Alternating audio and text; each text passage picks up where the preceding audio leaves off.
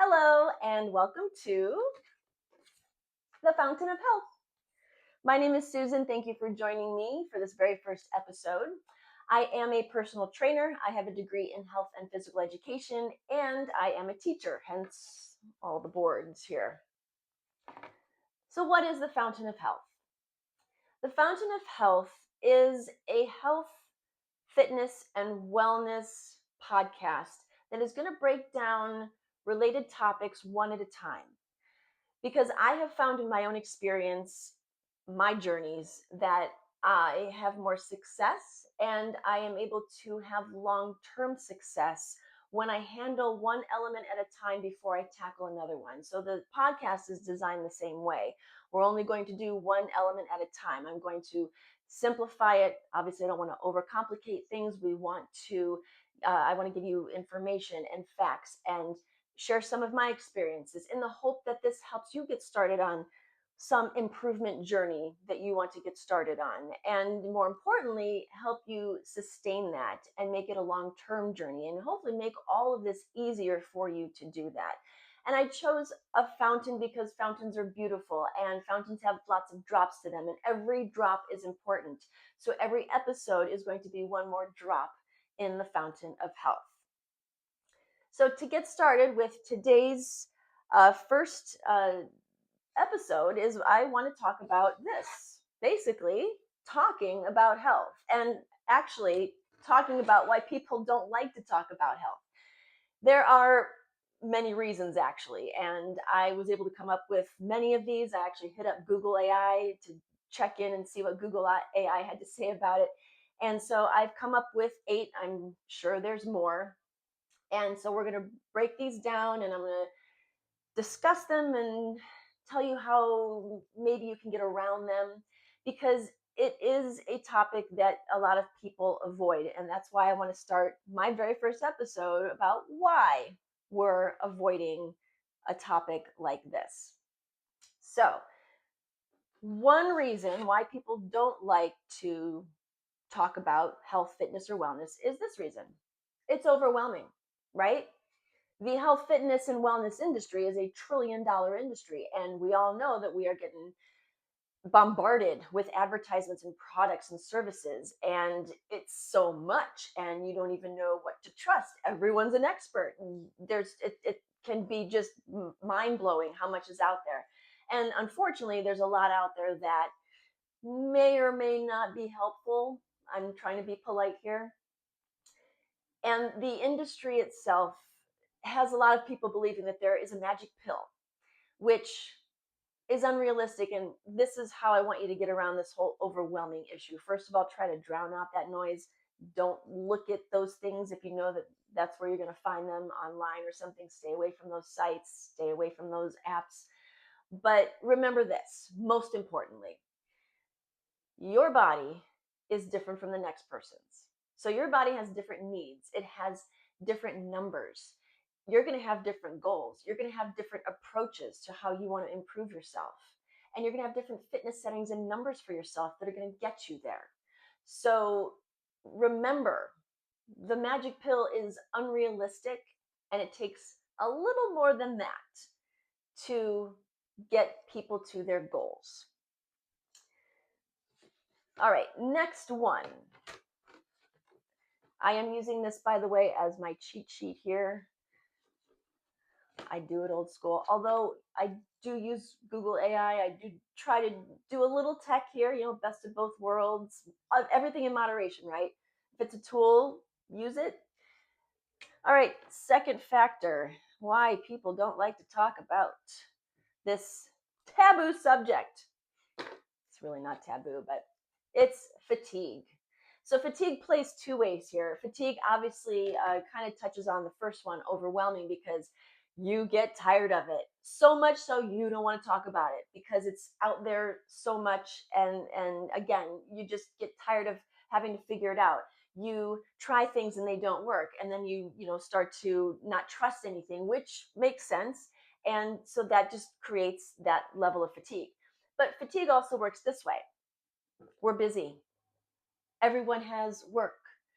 We've got families, we've got dogs, we've got other obligations. So at the end of the day, when it comes to factoring in health, fitness, and wellness and finding time for that, that thought is fatiguing, right? Because you can't even think about doing something that involves exercise or wellness or nutrition or whatever, because there's already so much going on in your day. This can be a hard one to work around. And I get it. When you're done at the end of the day and you're tired, yeah, you should rest because you've probably put in a really hard day.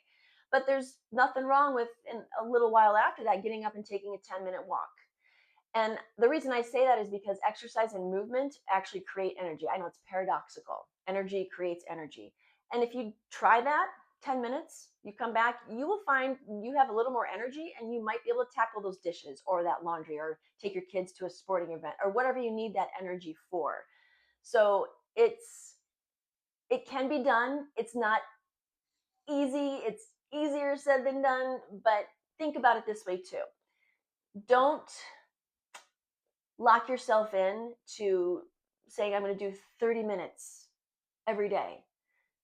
That's great if you can, but if you can do 10 minutes, that's better than nothing. And 10 minutes can make a difference. So if you can find time to squeeze in, great, because little victories, little wins count as much as the bigger prizes and the bigger results down the road.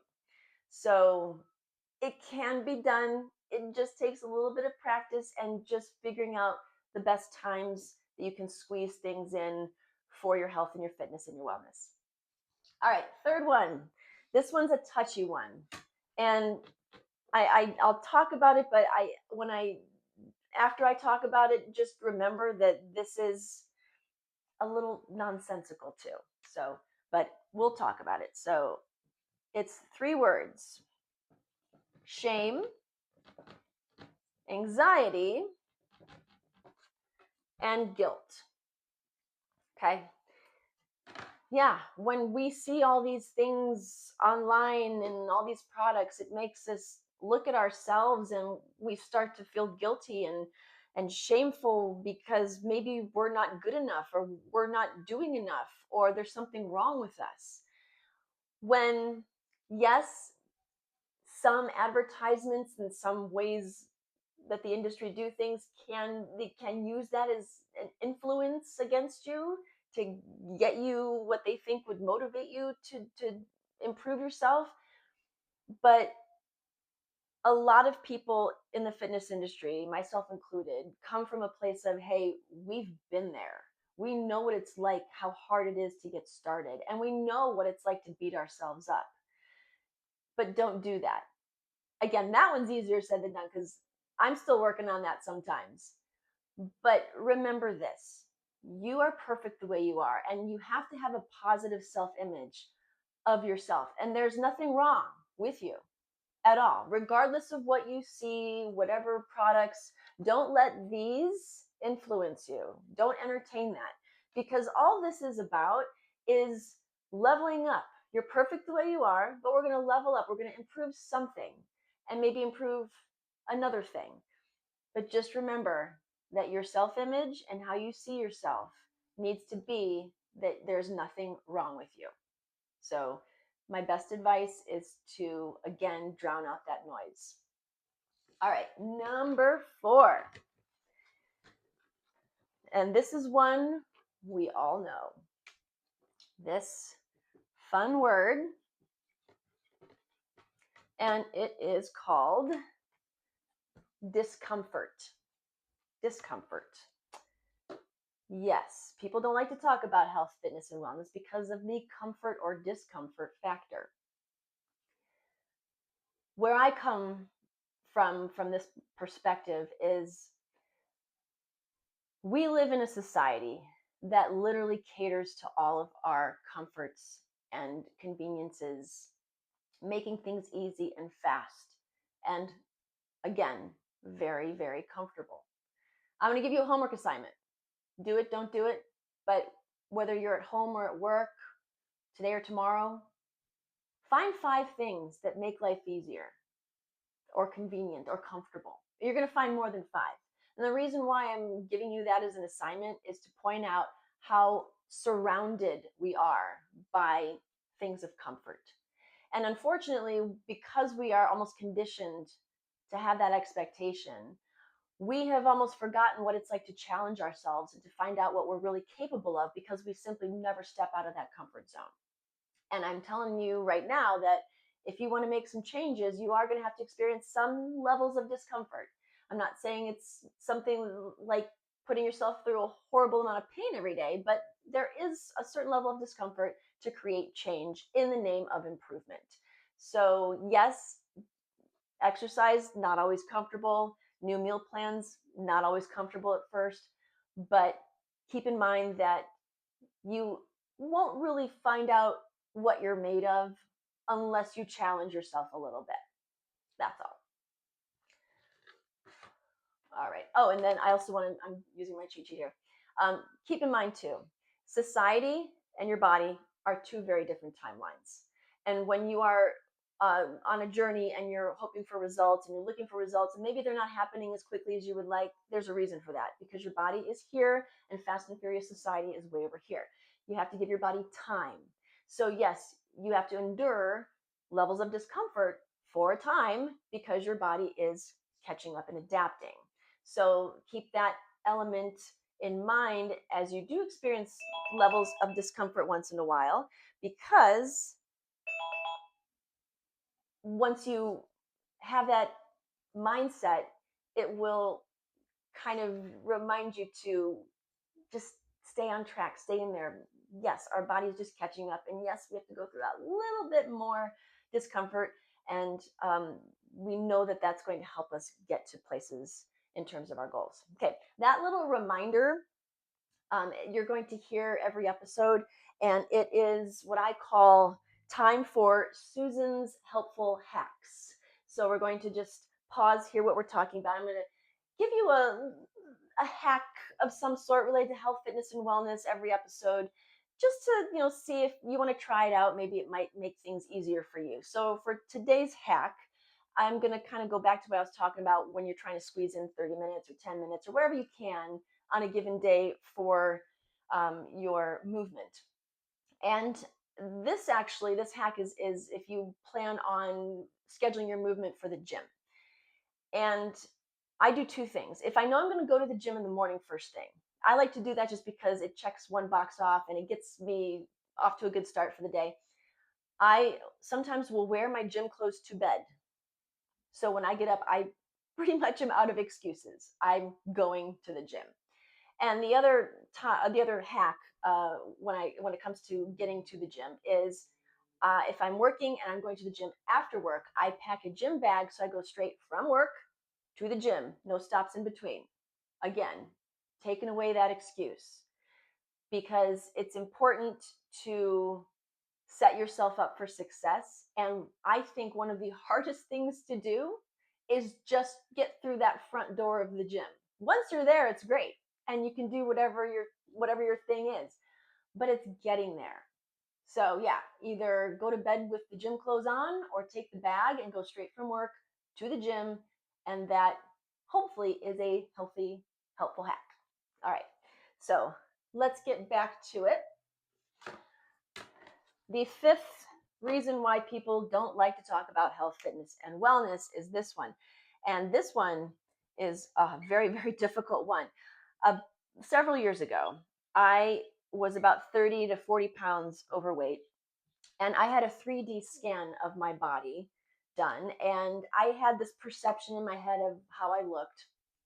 And when I saw that 3D scan of my body, I actually couldn't believe that it was me. I It ruined my day. It ruined the next day because and I started to beat myself up. I'm like, oh my gosh, how did I get here? I need to change things. I know I can be healthier. I don't want to be this anymore. I want to be healthier over here on this side. So it did motivate me. It was a very, very hard pill to swallow though. And that brought up the honest conversation. You are going to have an honest conversation with yourself when it comes to starting a journey of health, fitness, or wellness. And you're not always going to like those numbers at first, like the number on the scale or the scan numbers. And it's easy to fall into the trap of beating yourself up. And again, this is something I'm still working on, but you have to use it as motivation, and you have to treat it as just a tool. The number, the picture, whatever it is just a tool to help you measure, because you're starting here with these numbers, and you're hopefully through time are going to be over here with better numbers. And the only way that you can actually properly measure that is if you're honest from the beginning and look at those numbers and work from there, so you can actually see the difference. It's not easy though. And again, you have to maintain your positive self-image about yourself. When you start to beat yourself up, just start coming up with a plan. Start coming up with what are you going to do differently to take you in the right direction, even if it's one little thing a day. And that's what I want you to do. I don't want you to do everything at once. That's too overwhelming. So you have to start coming up with a plan and taking those initial steps. All right, I'm just making sure I didn't miss anything here. Main thing when it comes to that honest conversation is obviously being honest with yourself, but focusing on you. Don't compare yourself to others, and just focus on what needs to be done, finding the resources, and again, one little step, one little drop at a time. All right, next up. This one can be a little bit of a dangerous one, I think. And this is yet another reason why people don't talk about health, fitness, and wellness. And that is this: health as an assumption. Now, what I mean by that is we go about our days and rarely think about our health, right? It's not even a thought or a second thought.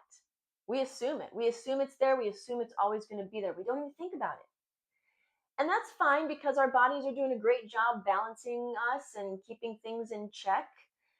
And if we're supporting our bodies through proper nutrition and exercise, even better. But if we start to do things like use our bodies as credit cards and maybe not have a great night of sleep or have a donut once in a while, great, those are outliers. But if you start to build those up in what I call the unfortunate examples of consistency, where you now have developed bad habits, your body will be able to handle it for a while. But at some point, your body is going to start to struggle and throw up some flags and say, hey, we need a little more support. But you could go a long time without realizing that. And it may take a long time for your body to send you those signals. So assuming your health is always fine, you want to stay positive about things, of course, but you also have to be proactive and protect your body. That's all I'm saying. So when you're younger, sure, you can assume health maybe a little bit more. But as you get older, you have to really keep things in check and not go crazy on assuming. All right. And next one. I call this one of the C words. And it's a C word that people struggle with. And it's called consistency. And you're going to hear me talk about this a lot. Why is consistency a reason why people don't talk about health, fitness, and wellness? Because consistency involves work, and it involves establishing routines, which is work. But I will say, once you get through those first initial days, it does get easier. But consistency can be a beast. And a lot of people think, well, if I'm not doing 100% every day, then I'm failing and I'm not consistent. Wrong. If you show up and do as much as you can every day, that to me is consistency. So you might do 100% one day, 60% another day, 80% another day. You still showed up every day, you did what you could, and that is still a win. And people tend to ignore that or look at that as failure, and then they start to fall off track. When in fact, we have to realize all those little wins do add up. These are just as important as the bigger stuff down the road with all those results that you're hoping for and those goals that you're aiming for. So, yes, um, it's hard at first, but even if you're not 100%, you've done something. And when you don't have a 100% day, those days are teaching opportunities. Why didn't you hit that mark? For instance, if you couldn't get 30 minutes in for your workout, but you managed to do 10, that's still a win. But if you really want to do 30, you have to figure out, okay, what can I do? What can I adjust here? And you learn from that. So consistency is very important. It is one of the biggest factors in keeping you on this long-term commitment, this long-term path, this journey, and establishing these better, healthier routines. Without consistency, you really don't have much to support this journey. And it does have to come from you, but you will make it a routine. If you really want it, you know what your why is and why you're in this and why you want to improve. All these things can come together and help you, but you have to understand that consistency, whether it's nutrition, exercise, stress management, sleep management, regardless of the topic, that is going to be one of the biggest playing factors, if not the biggest. So wrap your head around that word, okay? Alrighty. Next one is the other C word. And I call this one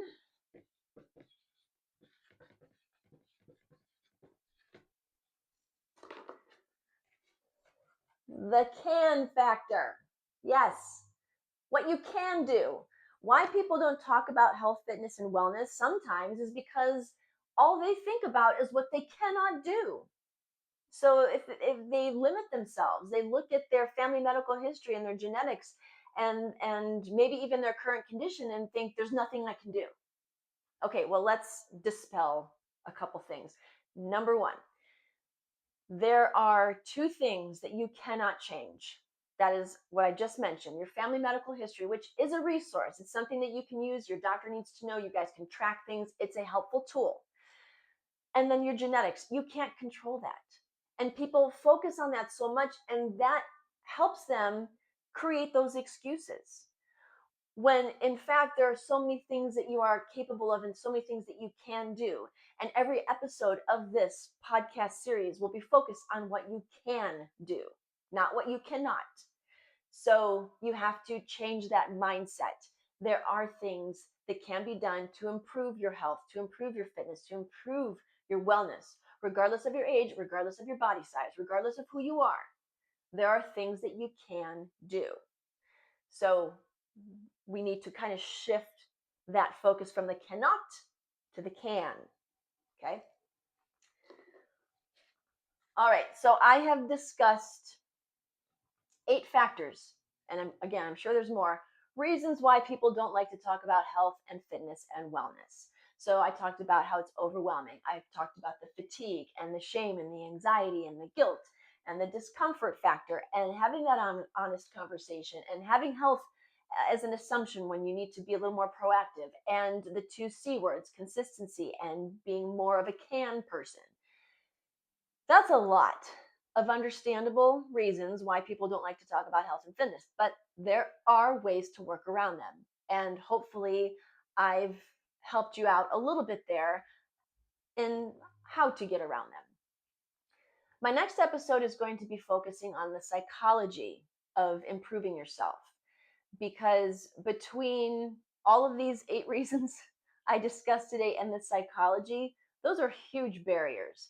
And if we can lay the foundation now where you understand them, you can recognize them and know how to handle them, then you are already in a position, a very good foundation position to get started, and you haven't even taken your first step.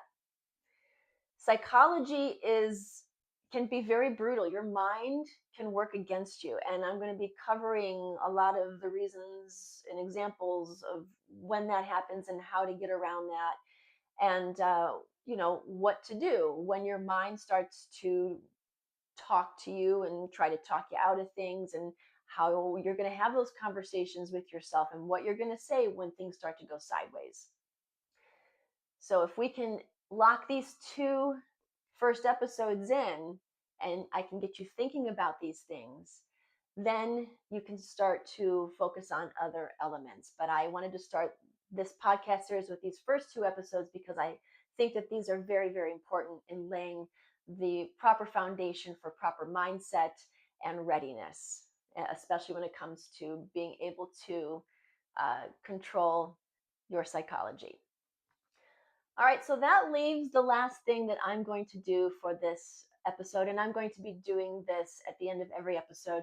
I am a big Mr. Rogers fan, and I always liked watching his shows, and he always had fun little songs and poems, and so it kind of inspired me to write my own. And this one is about all the little wins that we experience along the way on our journey and how it's important to stay strong. So here we go. What do you do with the frustration you feel in this quest for wellness and health when everything around you is oh so confusing and all you can trust is yourself? What do? Do you punch a wall? Do you cry at times in despair? Or do you catch yourself and try to remember that what you are doing is rare? It's great that you're here. It's great you've committed, even when you second guess. It's in these moments of doubt. Remember why you've said yes. You can win when you want to. You can win when you wish. You can win every day, anytime. And there is a special power in this by rising above and embracing the grind. Know that there's something deep inside of what you knew all along. That trust, support, and love for yourself is really what always makes you this strong. I'm so glad that you joined me for episode 1 of the Fountain of Health, and I look forward to seeing you for episode 2. In the meantime, be kind to yourself and take care of yourself.